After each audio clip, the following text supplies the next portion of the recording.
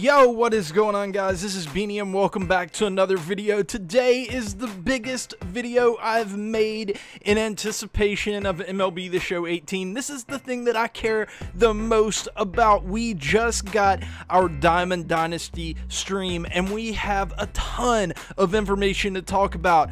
New attribute system, new programs, new created players, souvenirs. We also get a look at Babe Ruth's attributes, the immortal Babe Ruth. We get a look at his attributes, and guys, if you didn't see it, they were absolute godly. I mean, they were just, I mean, whatever you think they're going to be, that's probably what they're going to be. They're going to be as good as anybody could possibly be at the game of baseball. But we'll get into that in just a little bit. But first, let's start out with attributes. Okay, and this is something that I don't always like to admit, but Beanie was wrong. I said in a previous video that I thought that if they broke the 99 attribute cap that they would have to change the scaling. They would have to scale the attributes in a way to make it to where the game was going to be more balanced, and I was going to be really worried if they didn't do that. Well, I was wrong. The attributes are not scaled. A 99 from 2017 will be the same as an 18, and they just blew the roof off of the attribute cap. And yeah, that it is what it is. I do have concerns, but a lot of my concerns were alleviated by some of the other things that they talked about in the stream.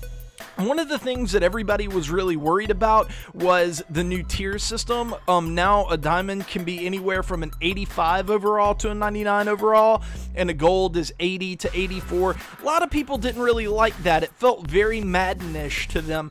But I'm here to tell you that it was that with the way that they're implementing this attribute system, it is the way that they needed to do it. So what they're doing is they're scaling back overalls in general. Mike Trout is not going to be a 99 overall this year, the live series version of Mike Trout.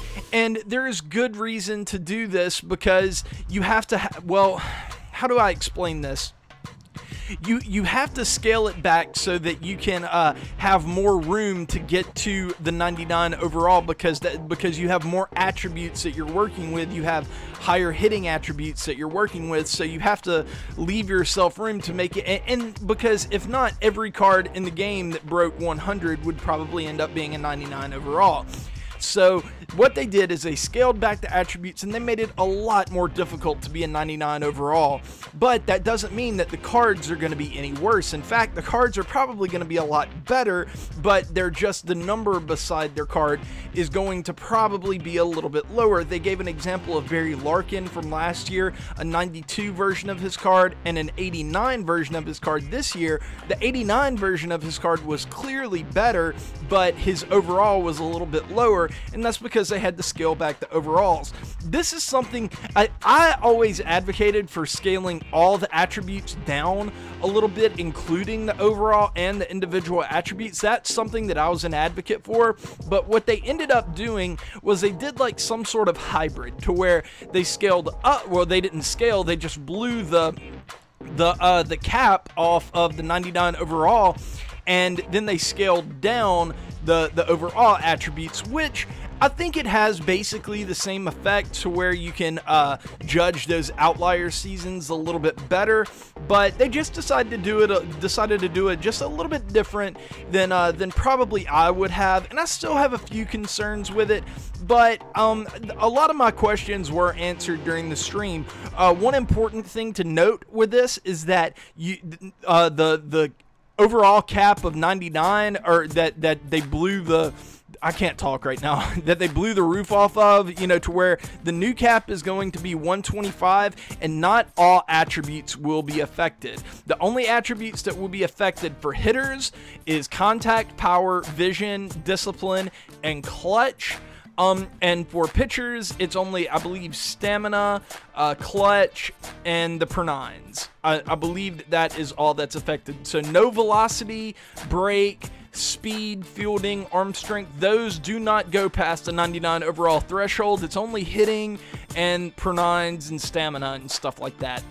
So that's a very important thing to note. I know a lot of people were worried that the speed, that if you had like a guy with 125 speed, there would basically be no way to throw him out. So, you know, your fears can be eliminated after this, because that is not going to be the case. Another really cool feature that they added is that they now have individual pitch velos on the player card, so that you don't have to guess at how hard a guy is going to be throwing. I've always been really critical of how the velocity attribute worked, because you couldn't really tell how good or how hard a guy would be throwing based off of that individual pitching attribute. So the fact that they have those on the player card now is going to be really, really helpful. And overall, I'm really happy with what they've done to the attribute system. A lot of people are probably still going to be very apprehensive about it.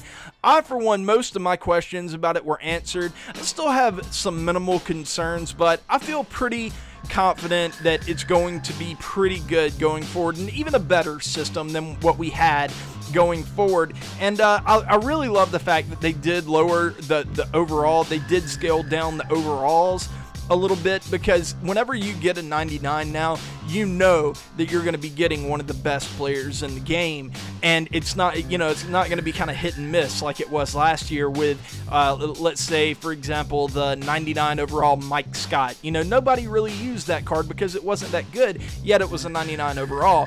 So I don't think we're going to have that issue nearly as much this year. And it's something that I'm really excited about. I'm really excited about Diamond Dynasty, guys. I really am. I'm sorry. Moving on to the programs, the big new thing with the programs is the Immortal programs. The new Immortal programs is going to be for the best players that have ever played at that certain position. They're only going to have 1 or 2 per position, and they're going to take a long time to complete. And these are going to be most of the guys that you see that blow off that the 99 cap. They're going to be able to go up all the way to 125. And some other players can too. They're able to, but these are going to be the guys that it affects the most, because they're the best players of all time. Let's just be honest. So these new Immortals, I believe all of them are going to be a 99. They didn't say that in the stream, or at least I didn't hear that, but that's what I believe, that all of these are going to be 99 overalls. They're not even a diamond tier. They added a new tier called, I don't know, like a planet tier or something like that. It looks pretty cool. It sounds kind of weird, but I don't know. I guess it's kind of a cool little change. But the way that these programs are going to work, they're going to take a long time to complete, and it's going to be sort of a vertical system, a vertical structure, to where you have to complete some lesser programs to get to some higher programs, and complete those higher programs to get to the second highest program, and then complete all those to get to the Immortal program that you're shooting for. And I like this change. It seems like it's going to kind of break down by position. So if you want to, let's say Jackie Robinson is the Immortal for the second base Immortal, so you'd have to complete a lot of programs that relate to second baseman in order to get whatever you need to unlock that Jackie Robinson program. This is something that I think is really cool. I think it's gonna keep us invested into the game a lot longer than we otherwise would have been. I think it's going to make it to where the game doesn't become unbalanced early on, because everyone is getting all of these, you know, huge 99 overall cards that have 125 power. I think the fact that it's going to be so time consuming and so difficult to get a lot of these things, a lot of these overpowered things anyway, is going to help with the game balance issue that I kind of felt could happen early on in the year if all of these cards were available from the get-go. So this is something that I'm really happy about. Also, I just think the structure of it is a lot cleaner and a lot more appealing to me than last year's structure. So that's another thing that I'm really happy about.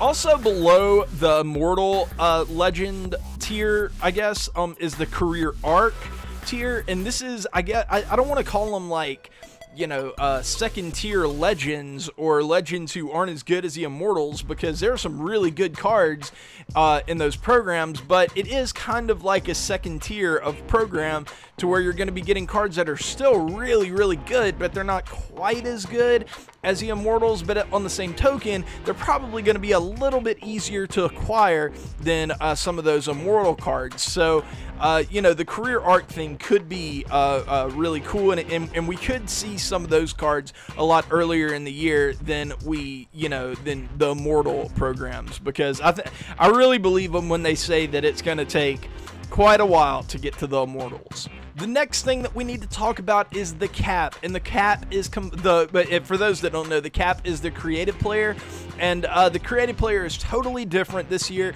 and they almost took what I've been advocating for, I know a lot of other people have been advocating for, guys like Cardinal 5 and stuff like that. Chesty has been advocating for this. Creative players now have archetypes, and they also can't play right off, or at least right off the get-go, they can't play every single position right off the bat and be good at it. You actually have to put in some work before you can get to that level. And basically the way the program is going to work is that there are what would there be 9 different programs that you have to complete, and each program has a specific archetype in it. So for that, let's say that you're wanting to make a catcher creative player, so you go into the catcher program and you would do all the missions with your creative player and everything. You would make him better as you continue to do that program, and then eventually you're going to get to a branch. It's like a tree branch or something like that.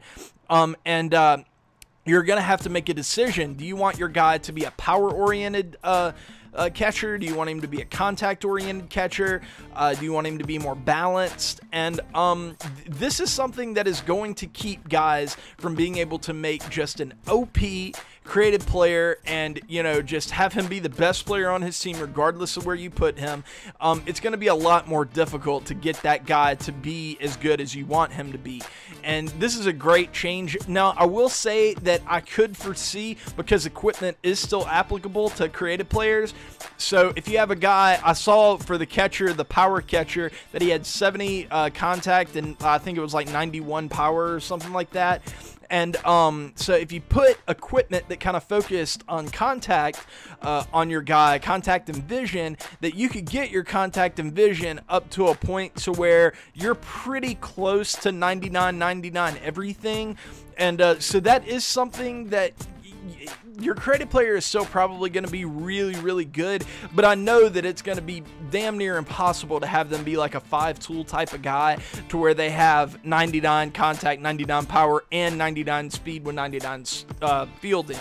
I think those days are over, and the creative player is going to be a lot more balanced now. And I also think there are going to be a lot of people who are disincentivized from using their creative player now, since they aren't going to be so overpowered. So for those that don't really like the creative player, I think this is a positive change, because I do think that you will see fewer of them you know, across Diamond Dynasty this year.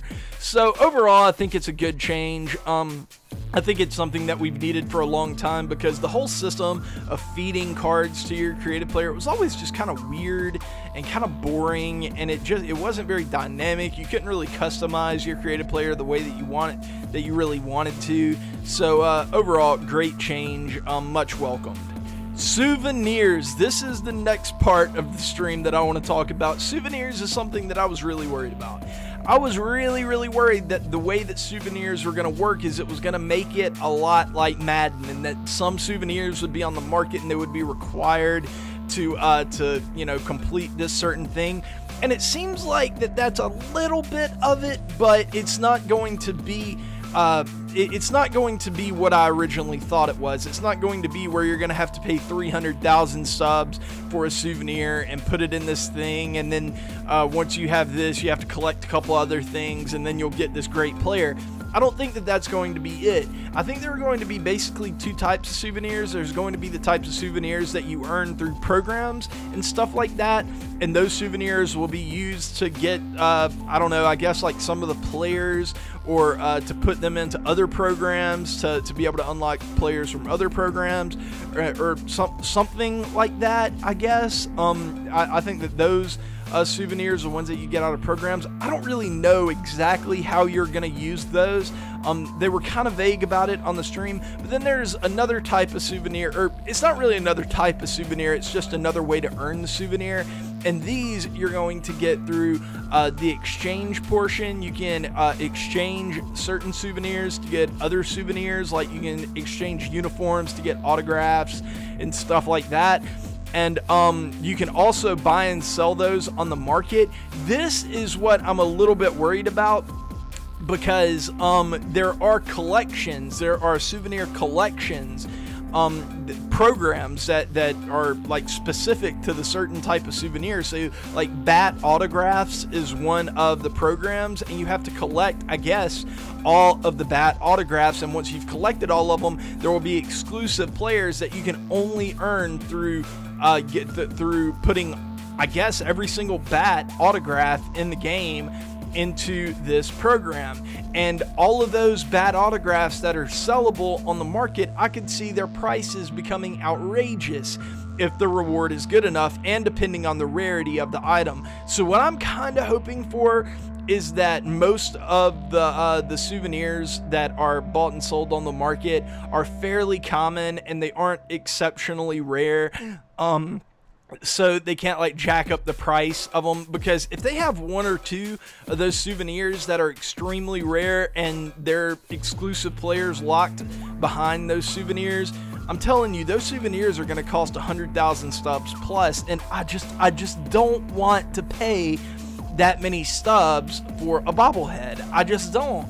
And this is something that is kind of concerning to me, but the way that it was explained in the stream kind of makes me feel a little bit better that it's not going to be exactly like that, and it is going to be more of just like a reward and not something that's necessarily required, you know, to build a good team or anything like that. I don't think that's going to be the case. So some of my fears were alleviated, but I'm still a little bit apprehensive when it comes to the souvenirs and exactly how those are going to work.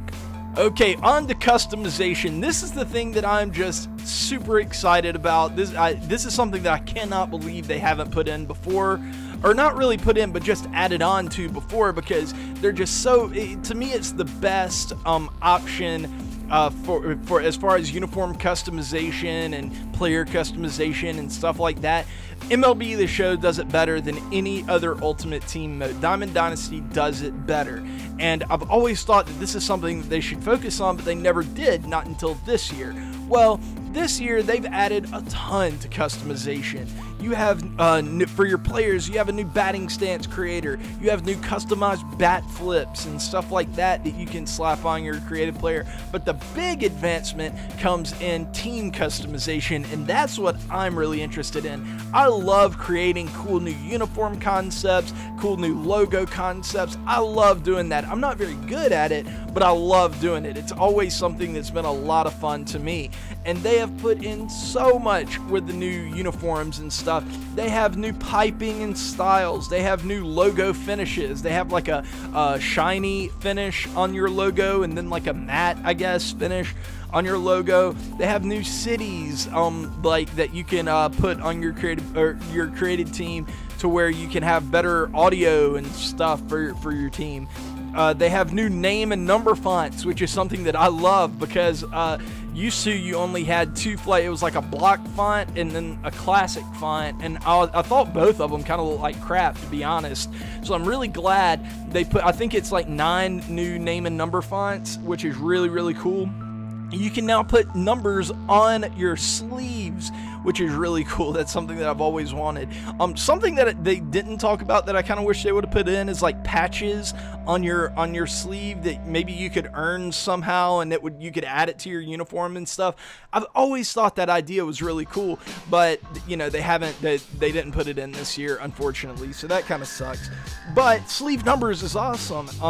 You also have double colored helmets, like it's kind of like not really a pinwheel helmet, but you know, just like where the front of it is green and then the back of it is gold or something like that. That's really cool. They have new sock pipings, and they have 16 new pre-made logos for you to pick from and, you know, edit up and everything, do what you want with them. But that's really cool too. Should add a lot of customization options. This is something that I'm so happy about, because to me, the crux of Diamond Dynasty, one of the most important things is just feeling like you own your team, feeling like this team that you have built, the players on it, the uniform, feeling like it's yours, feeling like you have ownership over it. And I feel like with all these new customization options, you're just going to feel that way even more. I've already talked about this a little bit, but the new exchange program, it's kind of the same as last year, but a little bit different. Basically now, you can use the exchange to kind of upgrade your stuff. You know, if you have common players, you can exchange those to get bronze players, bronze to silver, silver to gold, gold to diamond, whatever. And that's kind of cool. You know, it's just like if you have a lot of commons sitting around, you can go exchange those, get some bronze players, and just, it's kind of like a ladder. You know, you're climbing up until you get that diamond player that you want. So that's kind of a cool thing. And it'll also probably make common players a little bit more valuable on the market, which is interesting. Also, you can do the same kind of thing with souvenirs and stuff, which I've already talked about. So the exchange, it's not really a huge change or huge difference, but, you know, it's something. It was kind of cool, I guess. Okay, now this is something that they just added in a couple of weeks ago, that they saw a problem and they went and they addressed it, which is really encouraging. Just the fact that they did that they're so, I guess, agile on their feet, you know, that once they see a problem, they can address it so quickly. And, you know, the videos that they showed, I don't really think they did it justice, but they've added a new fielding tier system. And I think that this is going to be something that's more along the lines of like inner programming, and I don't think it's like a feature that you're gonna see on your player card or anything like that. But basically what they've done in the programming is that they have broken down the fielding into tiers, and then certain animations, like the better fielding animations, are going to not necessarily be locked behind a tier, but they're going to be a lot harder to get if you're not at that top tier. So basically they have like elite, above average, average, below average, bad type fielders depending on your fielding attribute. And let's say that you're an elite fielder, you're going to have a really, really good chance to get a good animation on those really difficult plays. Those plays, you know, like lunging plays and diving plays and stuff like that. You're going to be getting really quick animations with strong throws to first base and all that. And this is basically, it's only going to affect second baseman and shortstops and maybe third baseman. So yeah, it's just a way for the infielders to be more smooth and more realistic, and make it to where you can't plug just terrible defenders in there and expect the same results that you would get from an elite defender, because that's always been kind of an issue in Diamond Dynasty, and I'm hoping that this change will kind of alleviate some of those issues. And then the final thing that that they showed us before the stream ended was Babe Ruth. They showed Babe Ruth's attributes, and holy crap, guys, he is absolutely insane. His fielding was like in the low 70s. I think his speed was like 64 or something like that. That's not what you get Babe Ruth for. You get him to hit monster ding-dongs, and Babe Ruth is going to do just that. Contact, 125, both sides. Power, 125, both sides. Vision, 108. Discipline, 125. Clutch, 125. I mean, he is maxed out at almost everything, and he is going to be so much fun to play with whenever I just can't wait for the game to come out so I can start grinding towards him, and I can start hitting monster ding-dongs off guys like Pitching Rebel and Cardinal Bird. I cannot wait. I'm coming for you guys. Babe Ruth is coming for you guys, I'm telling you. But guys, that is going to do it for this video. Thanks for watching. Maybe hear my dog barking in the background. She's kind of freaking out right now. But I was going to stream, and I was going to talk about this stuff in a stream. But I decided that it was a little bit better with just so much information and everything coming out. A little bit better just to make this video, giving you guys all of this info, just in case you missed a stream or in case you wanted to hear kind of my thoughts on it or whatever. But guys, that is going to do it. I will see you guys tomorrow, or maybe, I don't know, maybe even later tonight. I don't know. I may decide to stream, play some MLB or something like that. I'm starting to get in the mood, man. I'm just licking my lips, ready for MLB 18 to come out. I'm so excited, guys. I hope you are too, because that means more subscribers and more views for me. And yeah, I'll see you guys later. Peace.